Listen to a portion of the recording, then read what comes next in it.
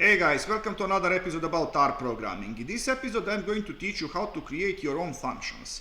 And first thing that you should do is to create a name for your function, and you should assign a value of function to it, open curly brackets, and in here you're going to provide code that is going to be executed when you call this function. So I'm just going to print something to the screen with hey. Now, in order to call your function, just call a name of your function like this and provide brackets. Save it, run it, and we have our hey printed to the screen. Now, if you want to provide some arguments, you could do it in here. So I'm going to provide argument b and argument c to this function. And I'm going to print to the screen b plus c. And now, because these two arguments are mandatory, I have to provide these two arguments in my function call. So I'm going to set b to be 15, comma, and c is going to be 97, let's say. If I now run this code, I'm going to get this result. But that's not all. You could provide result from your function directly to some variable. I'm going to create variable b1 and I'm going to assign to it a result from this function. And I'm going to print value of b1 to the screen. Okay, we got a result 112 printed twice to the screen. Why is that? That is because this function, it's printing a result of b plus c. It's not returning it. In order to just return this value, we are going to use keyword return, like this. And if I now run this code, I'm going to get 112 printed only once. And now, what if you want to have some additional number that could be part of this calculation, but not mandatory part? We could add one more argument, let's say argument d, but now I'm going to say d equals 0.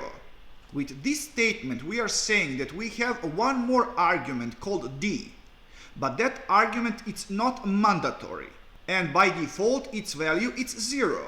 So now we could freely add just one more element to this calculation, d. So in this case, if we don't provide value for d, d is going to be a 0, so it's not going to affect this calculation. And let me show you that. I'm going to save this and I'm going to run this code, and once again we got 112. But if I add argument for d by saying d is let's say 25, if I run this code I'm going to get totally different result. And finally, what if you would like to have some arguments but you don't know exactly how many? In that case you could add this statement. 3 dots to your arguments list. This 3 dot symbol means that after 2 mandatory arguments and 1 optional, we are going to have unknown number of arguments. And in order to access those arguments from your function, you are going to create variable, let's say args, and I'm going to assign value of list with 3 dots. And now our variable args contains list with all of these additional arguments. And I'm going to use those arguments for this calculation in this way. So I'm going to create as for sum, set it to 0.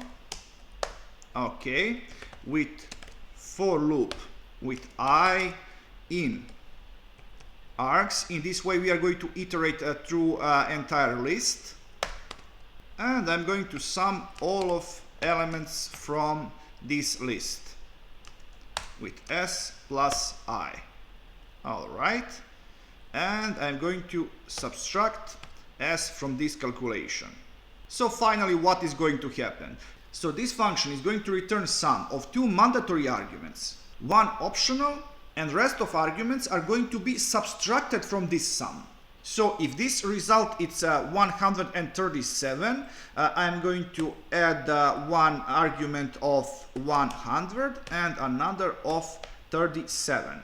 Hopefully we are going to get 0 as result. And yes. So guys, this is all for this episode. I hope that you have learned something interesting. So please like, subscribe, and see ya!